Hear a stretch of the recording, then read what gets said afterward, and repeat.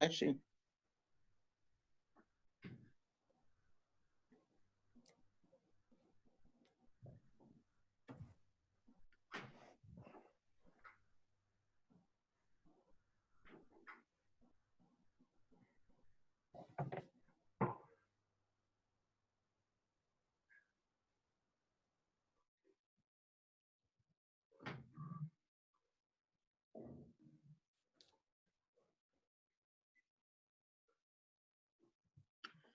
So good morning. Welcome to the first of a series of 4 sessions for Gateway Medical Society's Health Symposium.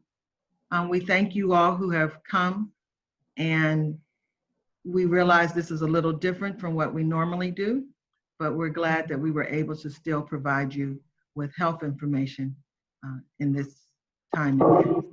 I'm going to turn this over to our president, Dr. Lisa Isaac. Thank you, Dr. Edward. As president of Gateway Medical Society, it is my pleasure to welcome you to our annual community symposium, or more appropriately stated, our first virtual community symposium. Obviously, as Dr. Edwards stated, in this era of COVID-19, we have had to adjust. So rather than our usual day-long in-person conference, today we offer the first of 4 in a series of virtual presentations to the community. The subject of the symposium this year is the coronavirus pandemic, and we are beginning today with the timely topic of back to school with COVID-19. We have assembled a very distinguished panel with a moderator and 3 speakers who are truly knowledgeable on all aspects of this subject. So I'm certain that your participation today will provide you with valuable information to keep you up to date and to help you and your family stay safe. I would like to take a moment to thank our symposium partners, including the Heinz Endowment, Highmark, UPMC, the Links Incorporated, Gateway Health, and of course, my sisters of Alpha Kappa Alpha Sorority Incorporated, Pittsburgh Alumni Chapter. We extend sincere thanks to these and all who have helped us in this endeavor. So whether you are new to our community symposium or have been a faithful follower for years, once again, I welcome you and thank you for your participation today. And I look forward to your continued participation throughout the symposium. Thank you. And now back to Dr. Edwards. And we thank Dr. Isaac for that lovely introduction. I am now going to introduce our moderator. Our moderator today is Dr. Marvin McGowan. Dr. Marvin McGowan is a family medicine physician at the Central Outreach Wellness Center. He has a degree in biochemistry and chemical engineer from Case Western Reserve University. He has his doctorate at the osteopathic medicine from Lake Erie College of Osteopathic Medicine. And he is currently a candidate for board certification in functional medicine through the Institution of Functional Medicine. He is a member of the COGIT, which is an international functional immunological study group. He is also a member of Gateway Medical Society and is presently our treasurer. And we are proud to introduce Dr. Marvin McGowan. Good morning, everyone. This should be a little fun hour we're going to have here. The notion of getting our kids back to school safely has been a very hot topic this summer. It's gone through lots of iterations in terms of what the CDC is recommending, what's being done at the county level, what's being done at the local school levels. And so today we have assembled a fun group of panelists here of similar different backgrounds which cover the entire scope of getting back to school safely. Our first panelist is Dr. Anthony Williams. He's head of school and director of the Neighborhood Academy. Please introduce yourself.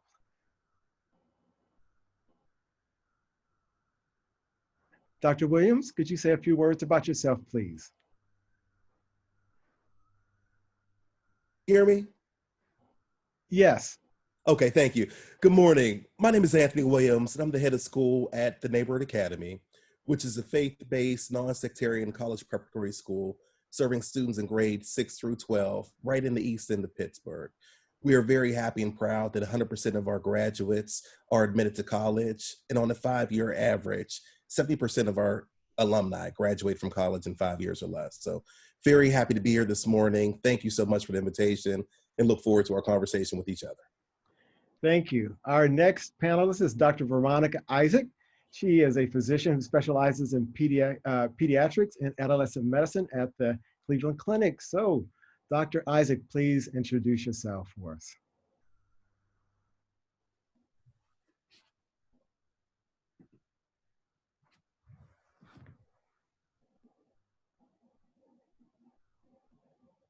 Dr. Isaac?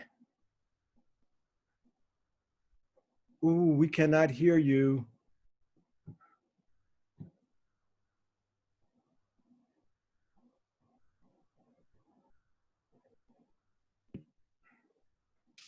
There we go. Waiting to be unmuted. Sorry. Hi, everybody. As it was stated, I work at Cleveland Clinic. I actually trained in my hometown of Pittsburgh in my residency for pediatrics, and did my fellowship in Denver, Colorado in adolescent medicine. And now I work in Cleveland at Cleveland Clinic Children's in the Center for Adolescent Medicine. I'm sorry.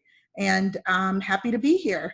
Oh, and I'm also a member of Alpha Kappa Alpha sorority, and a pseudo member of Gateway Medical Society, as I participate a lot. Thank you, Dr. Isaac. And our third panelist is Dr. Deborah Bogan. She's the director of the Allegheny Department of Health. So welcome, and please give us a few good words about yourself. Uh-oh. Okay. Dr. Bogan needs to unmute. Sorry, thank you. Unfortunately, I don't have control over the mute button. So thank you for having me this morning. I'm very excited to be here. As Dr. McGowan said, I am the very recently newly appointed director of the Allegheny County Health Department, but I have been in Pittsburgh for 22 years as a pediatrician, working in the Children's Hospital of Pittsburgh and our primary care center of Oakland, and doing clinical research. And I had the pleasure of working with Dr. Veronica Isaac when she was a resident at Children's not that many years ago, but I've been there a long time. So I'm a long time member of the community, and it's really a pleasure to be here. Thank you. Thank you. So let's get to work here. The most recent thing we've heard is that the Pittsburgh public schools have decided to delay in-classroom instruction for 9 weeks. And then there's a lot of discussion of virtual classroom versus partial classroom versus remote classrooms. There's various guidelines that have been developed for keeping our kids safe. And then there's other health issues, vaccinations, nutrition, et cetera. So what we're gonna do now is have our individual panelists make some comments and open up some discussion about some of these topics that are out there. So we're gonna start with Dr. Anthony Williams. There's virtual versus partial versus remote, and we also have public versus private. So what do you see happening out here in the schools right now? Absolutely. So there are a lot of examinations and a lot of conversations taking place upon what is the best method in moving forward for each individual, not only school district, but also school as well. Realizing, understanding that most schools, which are primarily brick and mortar schools, weren't necessarily purposed and or built to accommodate some of the guidelines that may be administered from the CDC, but while making a very intentional approach to ensure that various guidelines, parameters, and boundaries are formed upon what education looks like. It's critically important to be in various conversation with CDC individuals, medical experts, various stakeholders throughout various school communities, and honestly, following true to the various information that is disseminated. So on June 3rd, the preliminary guidance for phased reopening of pre-K to 12 schools information was released by the Pennsylvania Department of Education. And that really serves as a very useful piece of information both for school administrators, but also for parents as well. Because within this working document, it has been mandated for schools to come up with what would be their health and safety plans for reopening in the fall, and how those protocols, procedures, and those systems would be actually lived out. There is a 3-tier Keller system based upon which Keller, the educational system, will be operating underneath the state of Pennsylvania, being the red, yellow, and green phases. And there's active guidelines based upon how to ensure you can reopen your school safely and how you can allow education to take place within your building. And there's various information within this document that's readily available, again, on the Pennsylvania Department of Education's website, that really helps not only school administrators, but also parents to think upon various aspects of schooling and learning and what that may be. There is the requirement of identifying a pandemic coordinator and a pandemic team, steps to protect children and staff who are at high risk, steps to take in relation when it comes to isolation, quarantine, should there be individuals who exhibit either COVID-19 symptoms or actually have been tested positive, expectations for posting of signs through visible areas, and sort of how do you orient and induce your school environment so that everyone understands the rules and regulations in which we are currently operating within. Procedures for the safe use of cafeterias and large gathering rooms and what that may look like, or different restrictions that may be administered as well.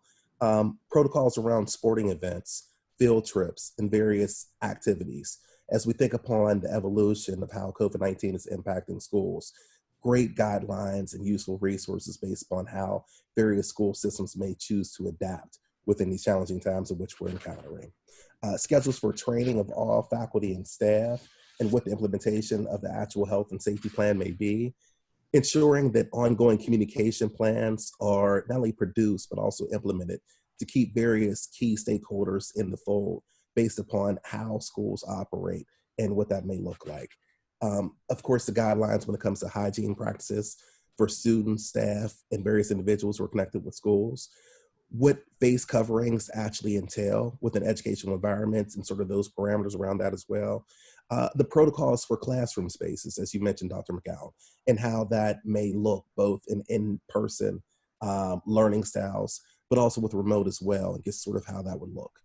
Definitely keeping an eye upon capacity and how following CDC guidelines or regulations look within learning spaces, where you think upon the distance and proximity of 6 feet and how that actually is implemented and executed on a daily basis.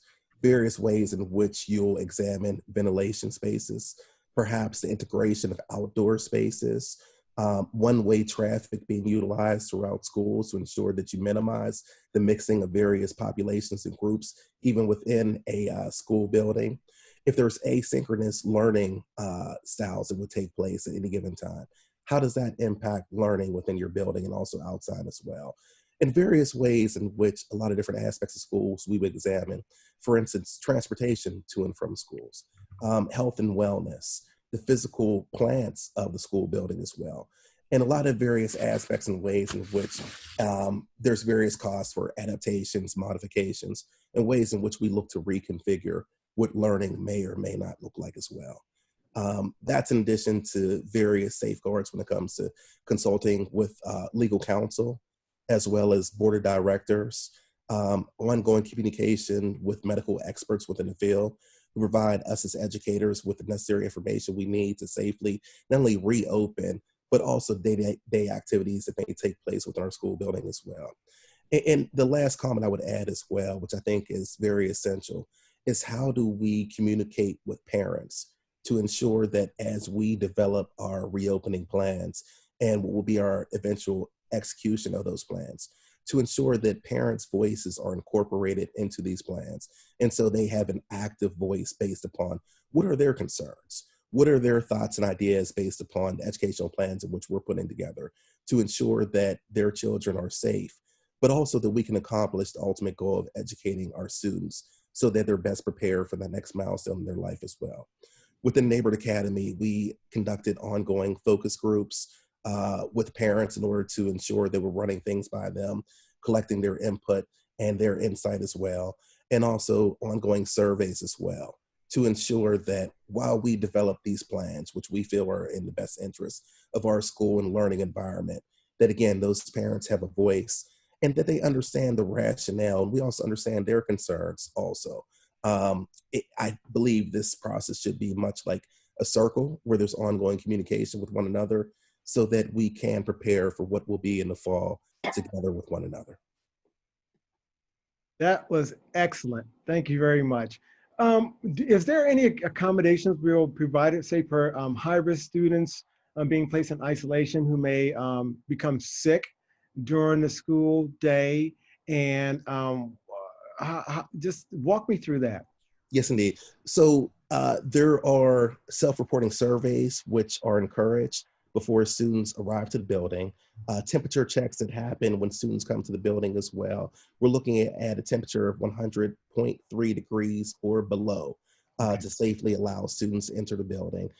Also checking temperatures a second time throughout the school day as well to see if there may be any sort of spikes that may exist throughout the routine of the day. Upon a student being identified as having COVID-19 related symptoms, there is a designated isolation area in which students would be discreetly and to the best of our ability, confidentially taken to, so that we can then inform parents and go through the appropriate protocol and procedure that have been established in the July 16th release of updated guidelines for the Pennsylvania Department of Education. And within those guidelines that are readily available within the Department of Education website, it gives an exact protocol based upon the steps that school administration should take to safely assist a student within their time of need while ensuring that the broader community also is kept safe also. Okay, fantastic. I don't know, it may not come up at all, but I was wondering if there's any type of disciplinary action for students or administrators who are not compliant with protocols. So that's a very good question. We are encouraged both by the CDC and also our board of directors to implement flexible attendance and understanding and preference when it comes to students' learning style. So within our learning environment, we're offering two different educational options. One, which is a complete virtual option, and two, which is a blended option based upon half of the student body being allowed within the building at 50% capacity for 2 to 3 days per week. Understanding, realizing that various families have different perspectives and different preferences when it comes to the learning mode of their child, especially in lieu of COVID-19, and trying to be flexible to meet those understandings and also opinions of families to ensure that we can safely educate each individual student while also being very sensitive to what their preference may be as well. All right, thank you very much. Okay, now we're gonna move on to Dr. Lisa Isaac. So I think there's gonna be a lot of questions dealing with flu vaccines. We know that kids get sick often. How do we want to approach those moments when the kid is becoming ill? Again, whether or not there's any type of new guidelines regarding health checks for kids. You know, typically there's the annual physical before the school starts at the beginning of the year. You know, are there going to be mid-school year checks and things like that? Are there going to be checks, you know, with after winter break or holiday breaks, that type of thing? And then just two more things here. I know I gave you a whole bunch of stuff here, but the other one is whether or not there's any type of nutritional guidelines. And another interesting thing that we would be to talk about is smoking cessation, especially in adolescents who are smoking right now, that put them at greater risk for COVID. Yeah, so I'll try to touch on, I prepared a few slides. I'll try to touch on some of that as I speak here, but I also think Dr. Williams, a lot of my points will echo his as well, which is great. So next slide. So what COVID-19 right now is an ever-changing, ever-evolving pandemic where we're learning a lot of information.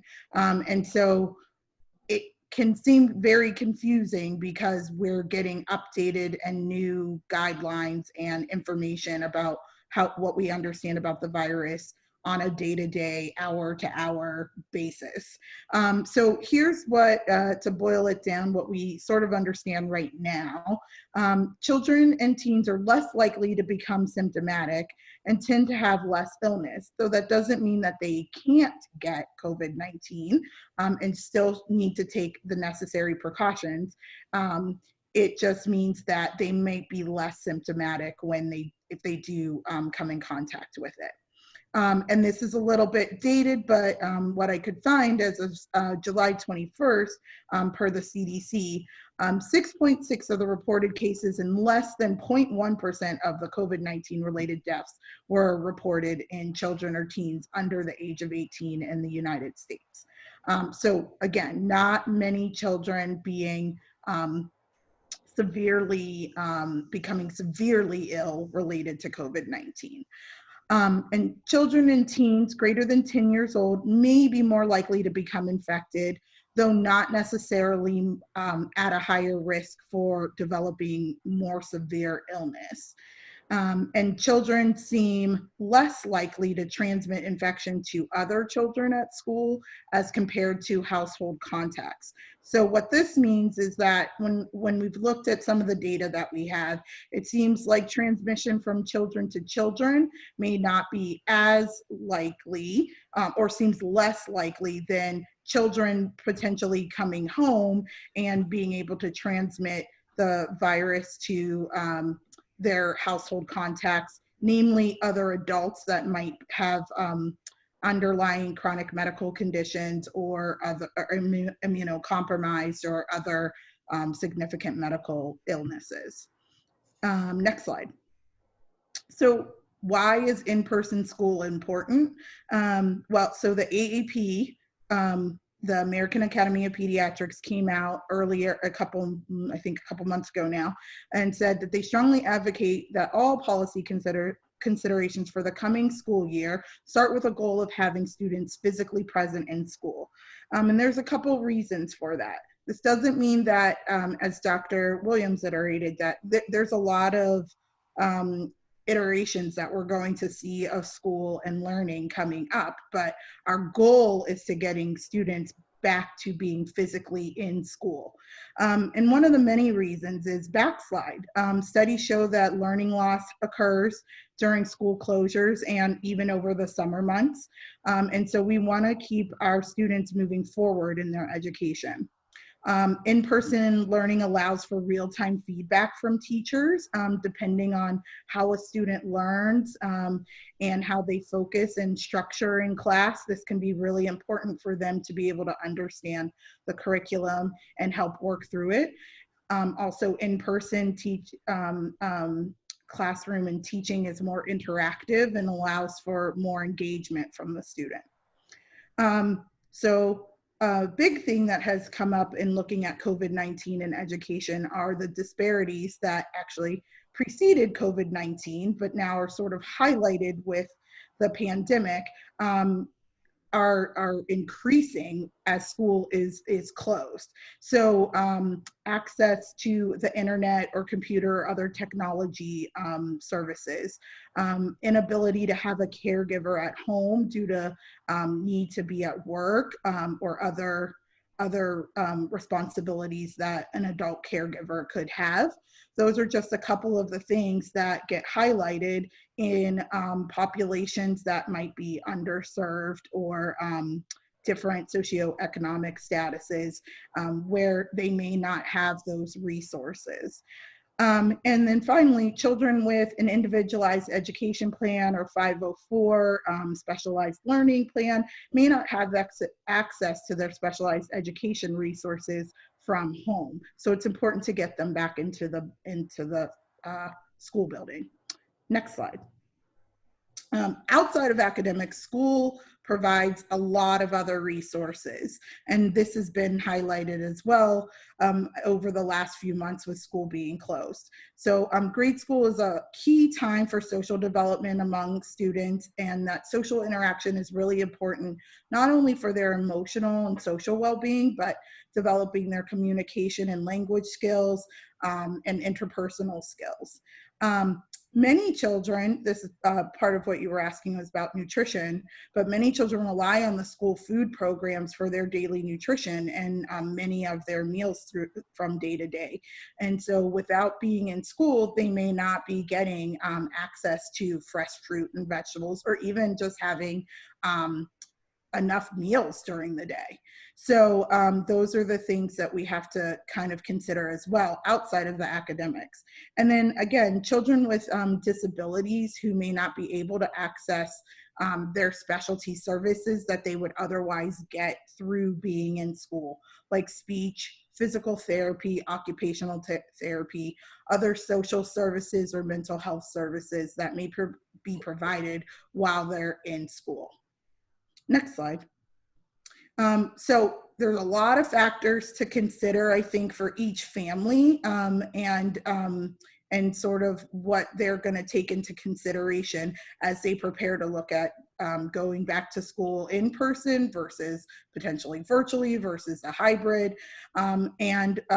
Some considerations include their health conditions, both of the child as well as other household contacts. Again, those being if people are immunocompromised, have some of the high risk factors that could make acquiring COVID-19 a major complication, mental health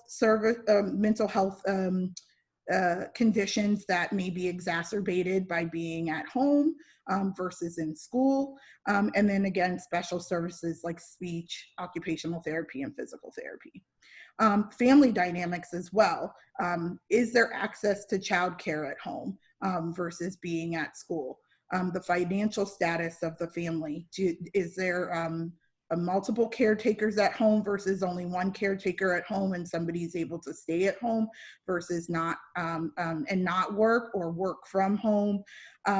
Resources that they have at home in terms of access to technology, laptops, internet access, and the like. And then food security, as we mentioned before.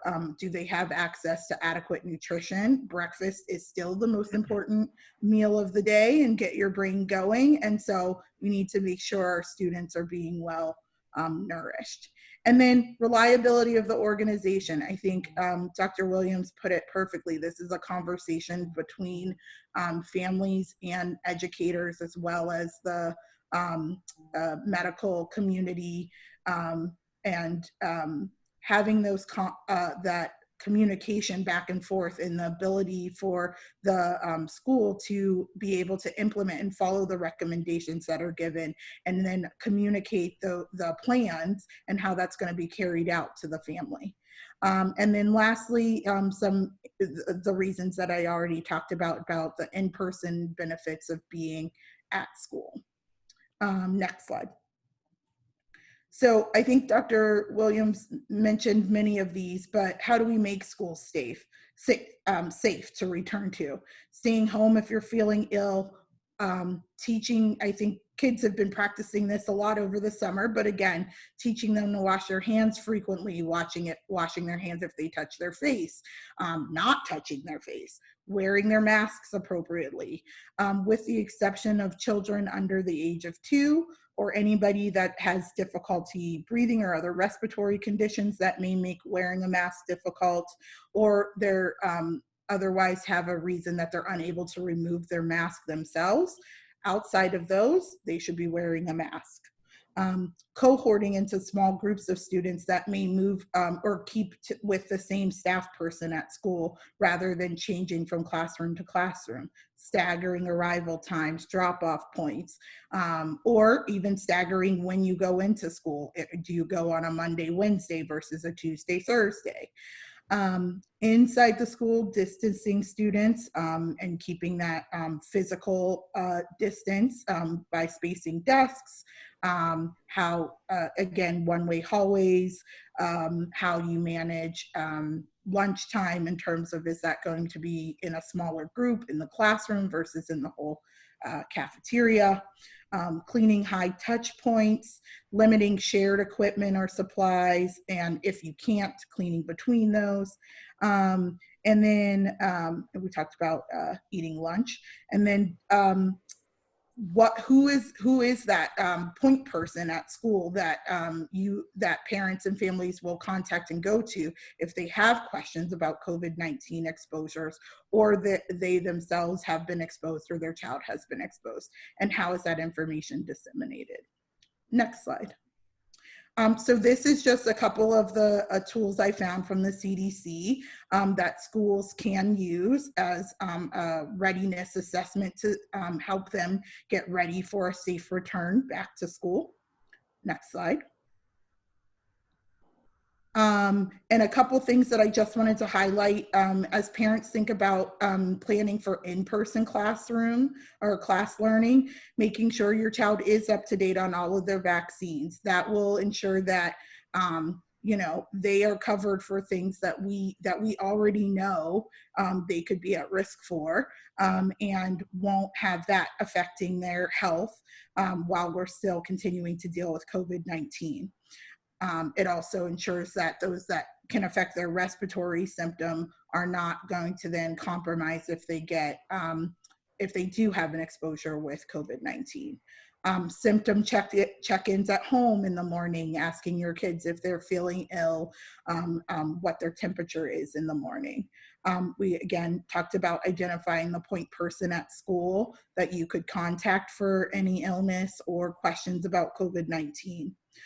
It's important for families to develop a daily routine, specifically making sure students have their hand sanitizer, their mask, maybe they have an extra mask that either stays at school or stays in their backpack and is changed out every day, but they have an extra one.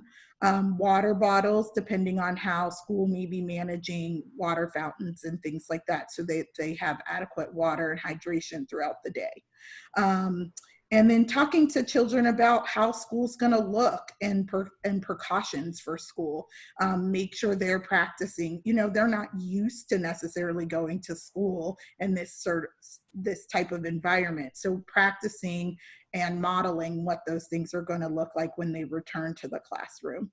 And then parents specifically asking if your child has an individualized education plan, how are those services going to be handled at school?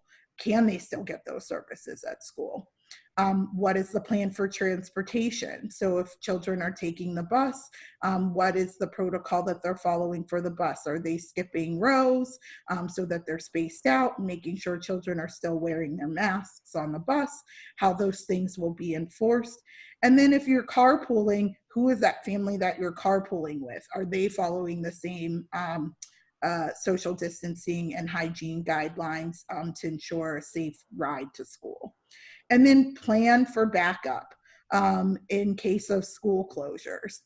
What's that going to look like? Who's the person that you call that can help stay at home if you yourself can't stay at home? And if it's an extended closure, then what's the plan for adults either working from home, or do they take a hiatus from work? What does that look like in terms of going back to when kids go back to school? Next slide. And then again, similar checklist from for virtual learning. And again, all of this is available on the CDC website, but specifically virtual learning, especially now that we can prepare for this, if this is seems like an optimal situation for your child, to set up a quiet learning space where there's minimal distractions, reducing technology barriers ahead, asking the school if there's assistance to get laptops or internet service. And I know some internet service providers actually have programs where they're providing either free internet services or reduced internet services. And then many of these other things I mentioned, but hybrid models for school, reviewing the social distancing steps that they're going to have when they do go to school. And then again, if your kids have special needs or special services, how are they going to get that if they're learning from home? Next slide.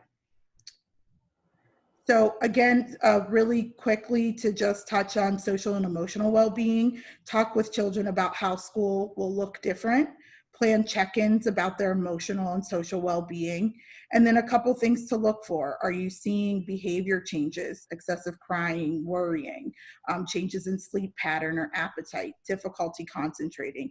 Those might indicate that they're having a harder time adjusting to school, and that would be a time to talk with your pediatrician and get some help in those situations.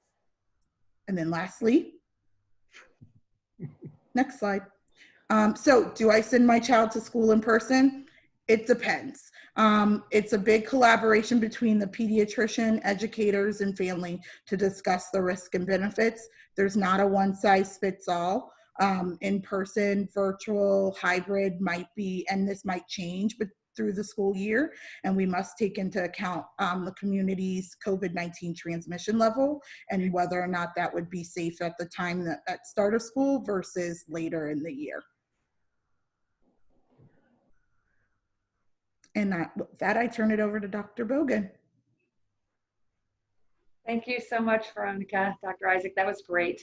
So I have some slides too that are going to be put up. But I am here as the public health, I think, voice. So you've heard from school, you've heard from the pediatrician, and I think I was invited here really to give the perspective of public health. So next slide. So I think this is one of the largest, most difficult challenges our country has faced, really that affects every child in our country. It is an immense challenge. And as Dr. Isaac said at the end of her talk, like this is a really tough decision that families are really struggling with. There was a lovely paper published just the other day in the New England Journal of Medicine called Reopening Primary Schools During the Pandemic. And I liked what they said, and I think this is really the public health perspective, which is the safest way to open schools fully is to reduce or eliminate community transmission while ramping up testing and surveillance. Regions that are experiencing moderate, high, or increasing levels of community transmission should do everything possible to lower transmission so we can get our children back to in-person school. And the path to low transmission that has been demonstrated in other countries very effectively is adherence to stringent community control measures, such as closure of non-essential indoor work, recreation spaces, and universal mask wearing. And that has been demonstrated to work in many countries where there is sort of a national response to their epidemic or the pandemic. And really, this paper called for us to implement these in the US now to bring our case numbers down to a safe level for elementary schools to reopen this fall nationwide. As you know, as a public health official, we did a great job getting our numbers down. We were down to 1% and 2% positivity rate in our community at the beginning of June. And in the end of June, we saw a skyrocket. I'll talk later, but our experience here in Allegheny County mirrors much of what's happened around the country, although to a lesser degree than in places like Florida, Texas, and California. So what our goal should be across our country to get our transmission down, not only to save lives, which it will do, to save the lives particularly of our elderly community members, but also to get our children back to school, because we don't want them falling behind, not having their meals, and et cetera, all the things that Dr. Isaac talked about. Next slide. So there have been across the country in various places thresholds set to decide when we should go back to school. So New York City just yesterday published, this is on sort of left of the slide, they gave very clear guidance about community transmission. And they said the New York City schools, for New York City schools to reopen, New York City must have the percent of positive tests in New York City has to be less than 3% using a 7-day rolling average. And they also said that New York City schools will close if the percent of positive tests in New York City exceeds 3% using a 7-day rolling average. So New York City has said, these are our guidances. This is what's going to happen across our city. Another organization, and this is more detail from New York City about some detailed level decision-making that they're setting standards for their community. Next slide. This is from the Cumberland Valley School District here in Pennsylvania, and also sort of setting very strict criteria about how they will respond. On some calls I've been with our Allegheny Intermediate Unit and with our Pittsburgh Public Schools, they would very much like some guidance like this, and would like to have to know what would we do at each level and how would we make that decision. And I will say that there's a group sort of working on guidance like this now, which we hope to have very soon. Next slide. But I thought what would be helpful for you all is for me to give you the most sort of up-to-date of where are we currently in our county with this, how the pandemic is affecting us. So I hope you all know that we have a COVID-19 website that's part of the health department website. And this is a snapshot from that yesterday. So on the top graph, we have our cases by date, starting way back from the middle of March when we had our first case here. And as you can see, on that top graph, our numbers were very low. We hit a peak in the sort of 72, 75 cases per day at the beginning of April, and then our numbers came very, very down nicely. And then at the beginning of a week and a half after we went into the green phase, our numbers started to rise. We did implement some pretty strict mitigation strategies here in the county.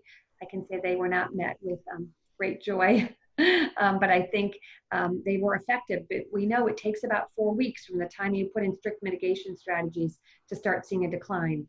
And I think that graph shows you that we are seeing a decline in our cases. So we went from an average about 250 cases a week. We're now down into the low 100s as our average cases per week, but we're not where we need to be. The lower graph in that shows the deaths by date. And you can see that, again, we had the deaths lag cases by about 4 weeks or a little bit more. And so again, you see that we had our deaths, but the scale is different. So just to remind you, the scale on the lower graph only goes from 0 to 8. So on any one day, our most deaths was 8. And we have had sort of steady number of deaths again with this new surge, but fewer than we had last time. And I think that's because our early surge really reflects unfortunate outbreaks in our long-term care facilities that we've now worked much better at under control. And then what I want to point out on this slide is also, so our total cases hospitalized in our community so far to date is 600 and close to 70. Admitted to the ICU, 205 people, requiring ventilation, 86. So, and these numbers I highlighted at the deaths by date. So our community has lost 239 souls already. So for those people who think that this is a hoax, this is not a hoax. We are losing people every day to this disease and this infection. At the bottom of our front-facing dashboard on the county website, there's that little arrow at the bottom that says, if you want more detail, click here. Thank you for highlighting that. Thank you. So next slide. So the back dashboard has a lot more information, and we're, by the way, adding even more to it starting next week. And we'll keep trying to update the data so people have at their fingertips the most up-to-date information. This is a snapshot of one of our dashboards. It says it's the number of people tested and the percent confirmed positive by day.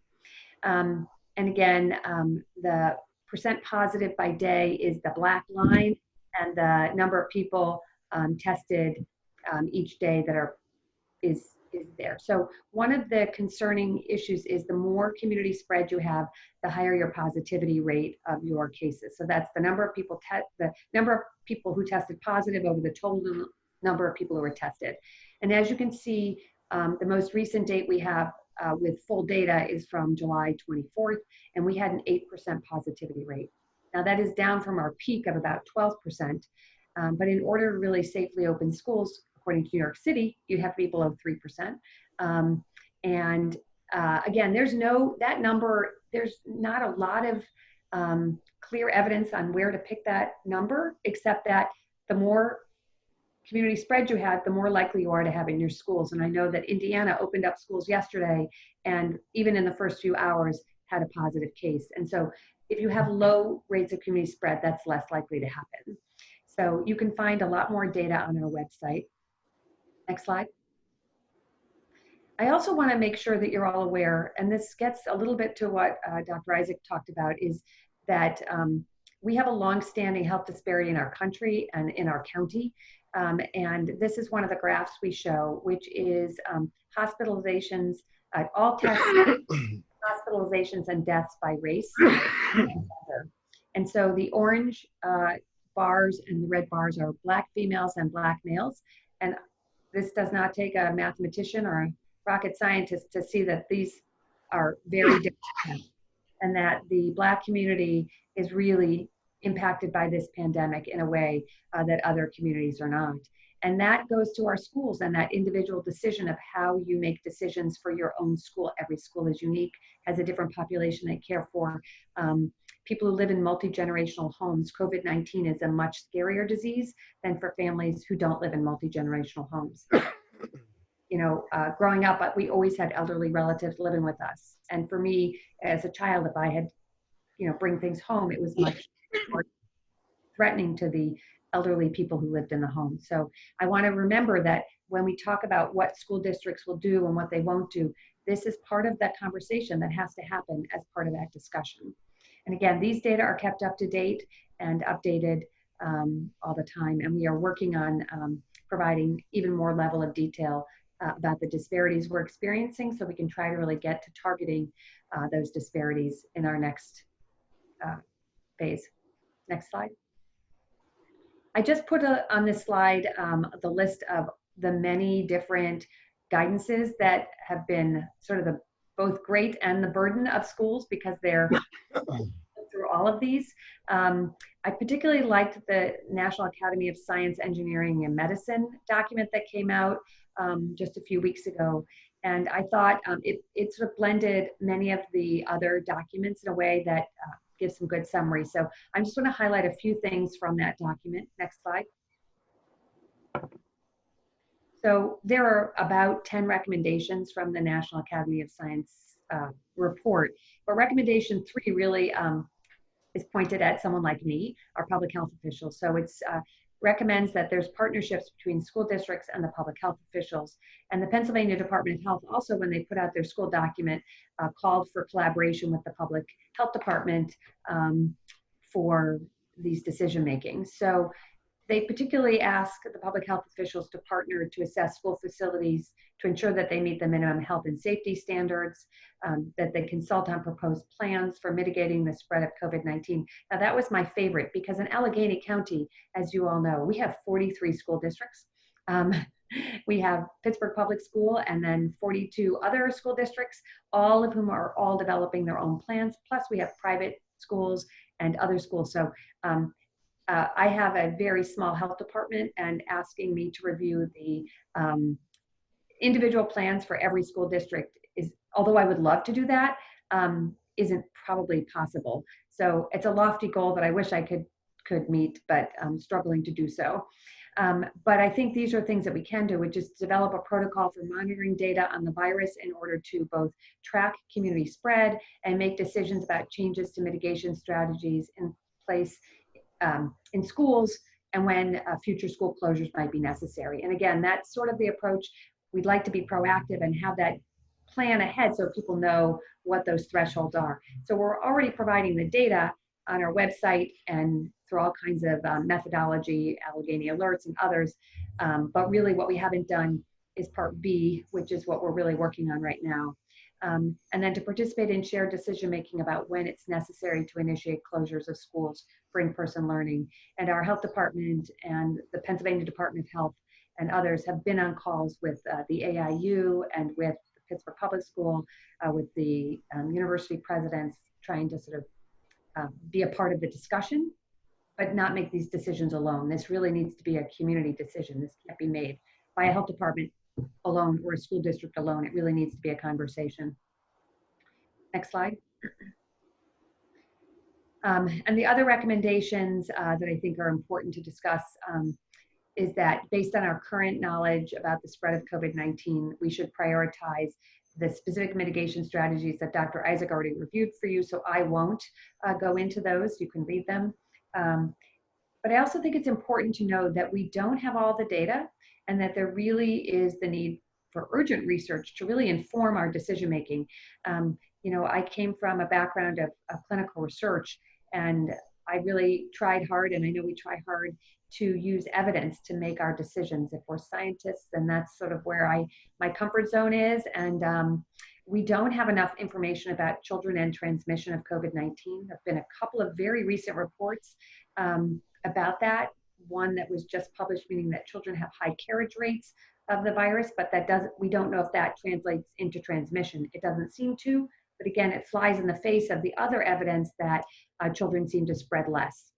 The role of reopening schools and contributing to the spread of COVID-19 in communities, shockingly, very little data on that.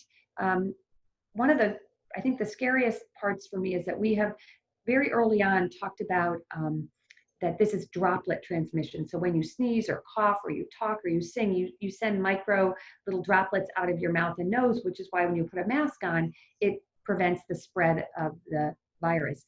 There is some concern that at least a small component of transmission is through airborne transmission. Now, we don't think this is a major component because measles spreads through airborne transmission, and we know measles spreads like wildfire. You get a case of measles and it lingers in the air. We know this virus is not like measles, but it may be contributing in a small way, specifically in closed places like small classrooms with poor ventilation.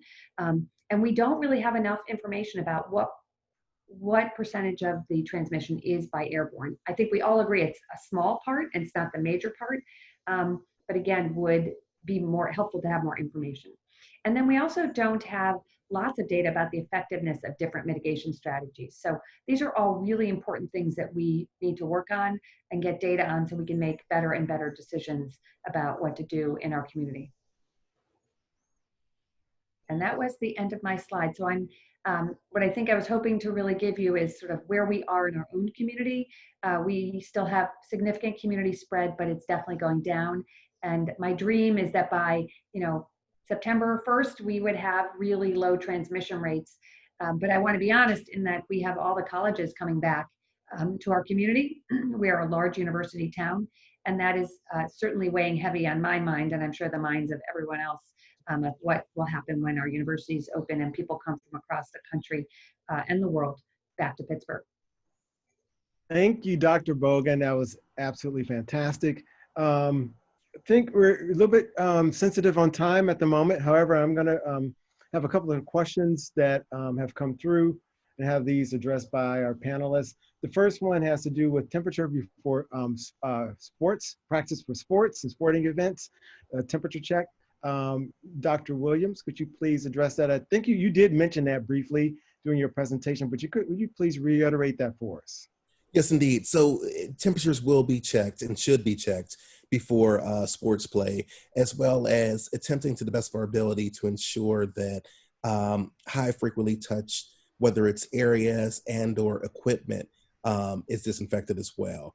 Also, when it comes to areas in which participation may exist, when there's non-participation, student athletes should wear masks. They should distance from one another. There should be frequent hand washing opportunities. Lots of hydration should take place, ideally by individual water bottles. There should be very strict guidelines upon how individuals both enter and exit athletic facilities, and also limitations, restrictions based upon whom else may be able to enter those facilities as well. We strongly encourage parents to wait in cars upon individual students exiting facilities in order to just decrease the amount of individuals within any one, whether it's athletic facility or space as well. And all of these guidelines should be put together and administered both to faculty, staff, administrators, approved by board of directors, and also disseminated to parents as well, so that student athletes and coaches can be on the same wavelength in order to effectively execute mitigation strategies that are specifically geared towards athletic practice and competition as well. Thank you, Dr. Williams. I have a question for Dr. Bogan. This has to do with testing at some of the local schools. There's a question, I'm going to keep it a little bit brief here, but to cut to the chase a little bit, it says that someone was told that the health department would no longer permit their tests to be used to test students at Woodland Hills High School. And no answer was given with regards to this. And so the question is, how is it in the best interest of the public and community health to prohibit testing on a school campus? So I think there was some misinformation about that. So what happened is we have been providing tests from the county to all of our federally qualified health centers to do testing in our communities. And that testing has been incredibly effective. If you look across testing across our entire county, about 20% of the tests are among people of color. And if you look at the testing done at our community health centers, really trying to get at that disparity, 50% of all the tests at those community health centers have been done among people of color. So it's effectively, the tests are quite expensive. And one of the federally qualified health centers decided to do sort of a pre-testing of athletes at Woodland Hills High School, but I don't have the testing capacity to do that for every school in the community. I would love to. The tests cost $150 a test, so they're not a low number. And again, if you offer it to Woodland Hills schools, how do I not offer it to Pittsburgh Public, to Wilkinsburg, to every other school district? And so what people can still go to the federally qualified health centers, those tests are out there and they can go and get tested. But we ask that it not be used as pre-sports testing like they were doing at other, like at the college level or the professional level. Those teams are paying for their own tests to be done pre-sport. So I think it was a miscommunication about what was being done. Absolutely, people should go get tested at our federally qualified health centers, through Rite Aid, through wherever they want to get tested, but we were not providing them. Now I will say, testing is changing over time. There has been a real challenge early on in getting testing. It has got better for a while. We had much more access. Currently, many of our labs are struggling with supplies again. So we keep changing our recommendations around testing based on access. We are working on putting other testing capacities. And soon, I hope there'll be point of care testing that schools can do themselves right in like a nurse's office. But we don't have that available in our community yet. And I hope that we'll be able to sort of do pre-sports testing. The difference between testing for sports in high school versus professional sports is the professional sports team have created these bubbles where they have to quarantine and stay away. High school students, that's not the same. So testing for them is a different process and should be thought of differently. So sorry for that long answer. Thank you, Dr. Bogan.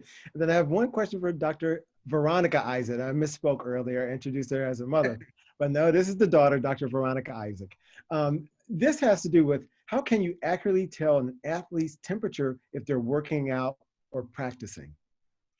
So great question. I think what Dr. Williams spoke about is that, you know, that temperature testing is going to have to be done prior to practice, prior to them even probably entering or soon thereafter entering the facilities.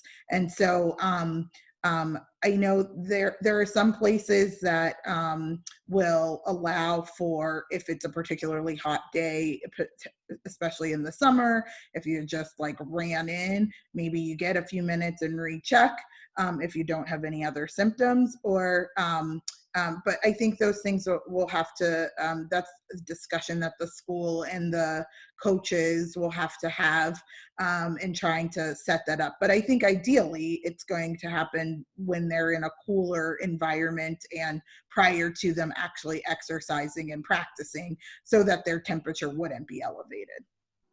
Thank you so much. Mm-hmm. All right, I have a question. I think this question is going to be appropriate for Dr. Williams. The question is, what will happen to a family who feel they have high-risk individuals and can't safely return their children to in-person classrooms? Will they have an option to choose remote learning?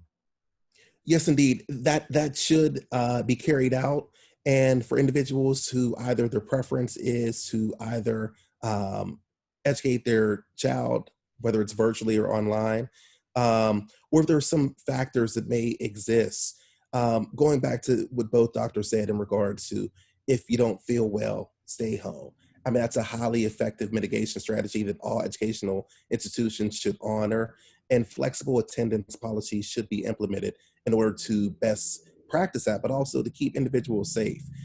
No family or child should feel any pressure to return to school. One, if they don't feel comfortable, but two, if they exhibit any type of symptoms that could be COVID-19 related, that could possibly compromise the safety and well-being of everyone else within the school building. Thank you very much. Okay, for sake of time, we're unfortunately out of time for this session. I wish we had another hour, but we don't. And so at this moment, I'd like to have our panelists one by one give their final word in a minute or less. Let's start with Dr. Bogan. Well, I went over my time, so I'm going to keep mine very, thank you very much for having me. I hope you'll all use our website and give feedback if there are things you'd like to see on the website that aren't there. And again, we all need to stand together and work to really eliminate the virus from our community. Thank you. Dr. Isaac, let's hear from you. Yes, so vaccinate, get up to date with your well care and immunizations. It is safe to go to your doctor's office. And in fact, if you visit your doctor's office, then you can have a conversation about how returning to school could look. And lots of questions can be answered. And I encourage everyone to work and partner with their public health officials, their pediatricians, and their educators to figure out the best way for their child to learn. Thank you. And Dr. Williams. Well, I just want to thank you so much for this opportunity to speak upon this most critically important topic here. And I just would encourage families to continue conversation with school administrators and educators, as this requires for collaborative and adaptive leadership to safely return our students back to classrooms this fall. And I just hope and wish everyone well in this upcoming school year. Thank you very much. Thank you. So if anyone has any additional questions, I would recommend you direct those to the Gateway Medical Society. Please log on or, check out our website, and you can send questions to those, and we will have one of our physicians get back in contact with you. I would like to thank our technical staff, Kiana Williams, Holly Sobiek, and Tamara Reese. I'd like again to thank all our sponsors who made all this possible. I'd like to thank Dr. Rhonda Johnson and Dr. Anita Edwards for getting us all together here today and making this all possible. And in the end, I think, again, we must reiterate and make sure that we're taking care of ourselves, make sure that we are abiding by these safety guidelines, make sure that we're staying attentive and mindful of what's going on in our society and our community and our families and our loved ones. Keep in mind, we all need a little more love and our every day-to-day life. And with that love, a lot of things are gonna be possible. So thank you very much from Dr. McGowan, Treasurer, Gateway Medical Society. And we thank everyone for coming on. If anybody wants any of the information that was provided, please contact our website, as Dr. McGowan said, at gatewaymedicalsociety.org. Also, we will be having 3 more of these series. The next one is August. We should have put up the save the date. I don't know if anyone can grab it real quick, but I believe it is August the 22nd. That one will be seniors and COVID. Then September the 12th, we'll be talking about mental health and COVID, and so coping with COVID. And then our last one on September the 26th, I think I have those dates correct. It will be just a general talk about nutrition, exercise, being pregnant, testing, myths of COVID. So again, we hope you have enjoyed this series. We also, Kiana, I don't know if you want to mention any of the other things we're doing for COVID before we go off. Yes. Hi. So we will have a faith-based health collaborative meeting August 27th. So that is something that will also be upcoming. And I can share the screen with the save the date flyer as well so that folks can see that. So if you have your phone or something where you can take a screenshot, you can save these dates for the next community healthcare symposium that we'll be hosting. We're not seeing it yet, Kiana. We're not, they don't. We see where you want to see. I think you need to click it. Yeah. Yeah, I have. Okay, let me try one more time. Okay. Can you see it now? There we go. Okay. Okay, perfect. So you can save the screenshot this so you can save the dates for the upcoming events that Dr. Anita Edwards just mentioned for the next community symposium as well. I'll leave it up for a few more seconds so you guys can have a chance to take a screenshot.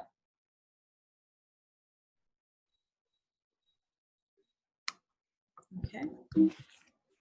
All right, that's all I have. All right, Marvin, back in your hands. You can let us go. All right. Thank everyone for your attendance, and hope to see you in a couple of weeks for our next in this series. And that's it. So have a great day. Thanks. Bye.